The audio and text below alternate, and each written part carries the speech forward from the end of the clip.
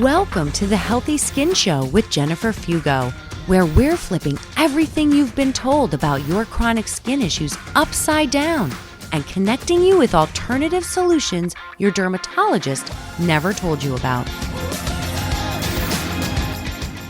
Welcome back to episode number 85 of the Healthy Skin Show.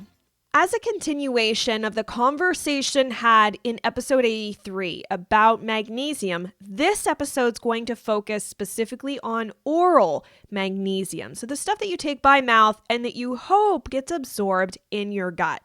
One interesting point to make before we dive into this conversation about the different forms and the different ways that you can actually buy magnesium at the store is that absorption can be hindered in the instances where someone was to have celiac disease, IBD, like Crohn's or colitis, or any other issues with absorbing nutrients.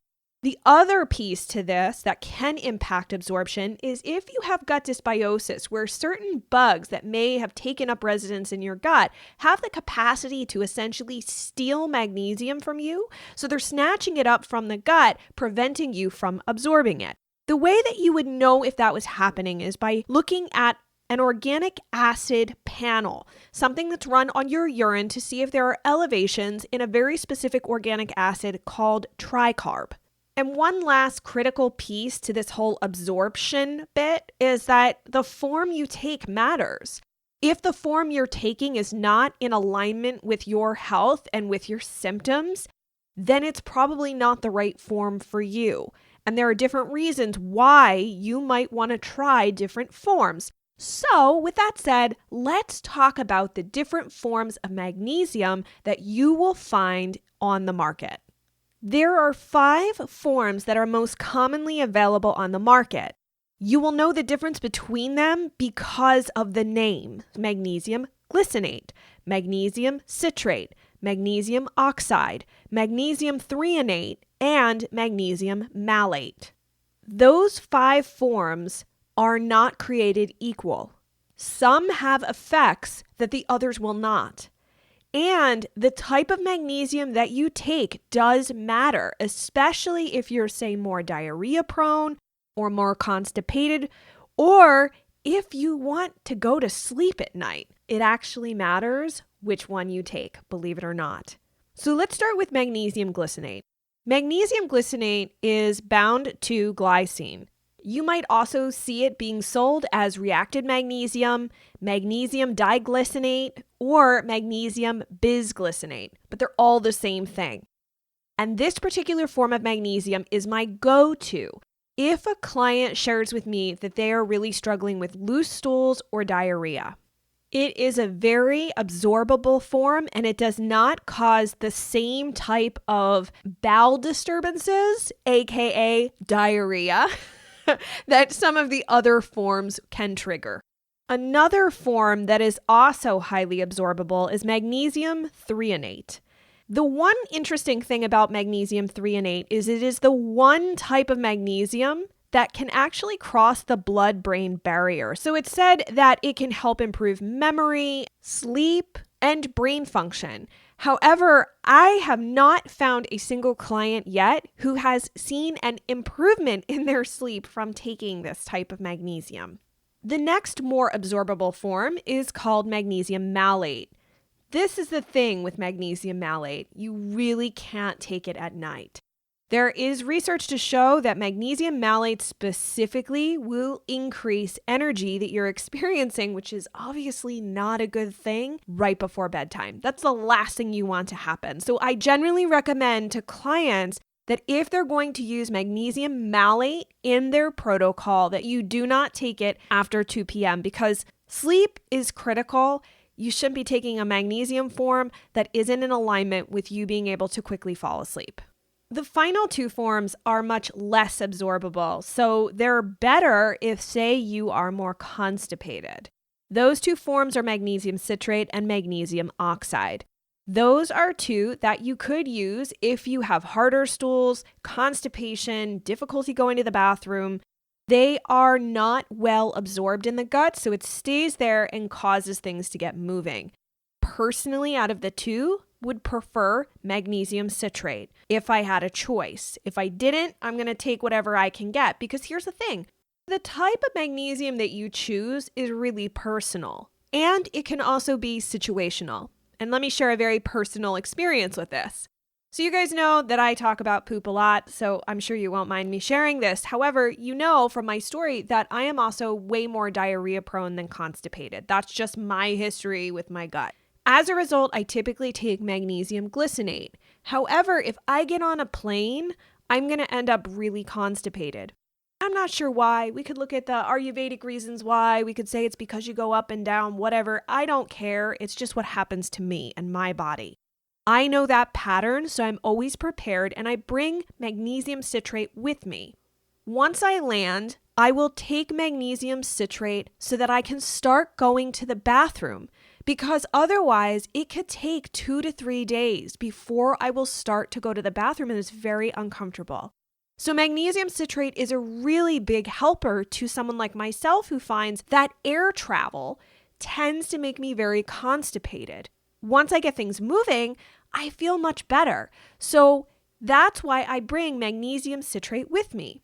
But on a daily basis, I'm most likely to take magnesium glycinate. Sometimes I'll mix in a little bit of magnesium citrate.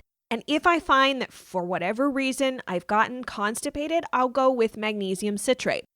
I liken this whole magnesium thing to navigating a sailboat. You have to pay attention to the wind, the current, and the speed of the water in order to determine what's going to be the best option for you and how much of it to take. If you take magnesium citrate or oxide and you take too much of it, it will cause diarrhea, especially if you take it at night before bedtime. You will wake up and likely have to make a mad dash to the bathroom. And I can say that personally because I used to take way too much of it and had no idea until I learned more about magnesium forms that was not the right form for me to be taking. As you know, magnesium is really important. So if you have health problems, if you are feeling any number of symptoms, things that I would spot in an intake with a client, things like muscle cramps or muscle twitches, if you complain of restless leg syndrome or having that kind of energy at night in your legs that won't allow you to go to sleep, if you're feeling more constipated, having trouble falling asleep, if you have energy issues, so an energy crash in the middle of the day, and if you're feeling anxious, those can all be signs that you need more magnesium.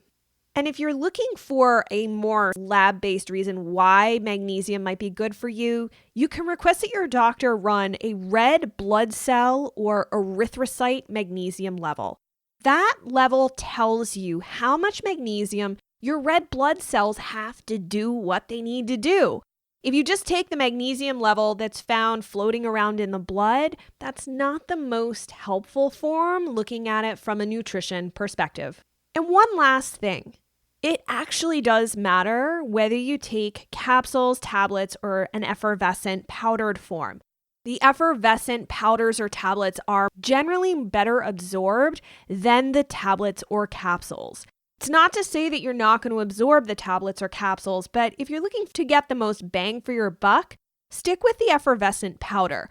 This is my preference because you have way more control of how much you're taking than if it's just in a tablet or capsule. And if you decide to blend a little bit of magnesium glycinate with a little bit of magnesium citrate, like I sometimes do, you have the option to do so. And I cannot leave this conversation where it is without explaining what you want to do if it does seem right for you to take magnesium citrate or oxide. I always recommend that people start with about 1/2 teaspoon of a powder form that contains in a total serving 300 to 350 milligrams in 2 teaspoons.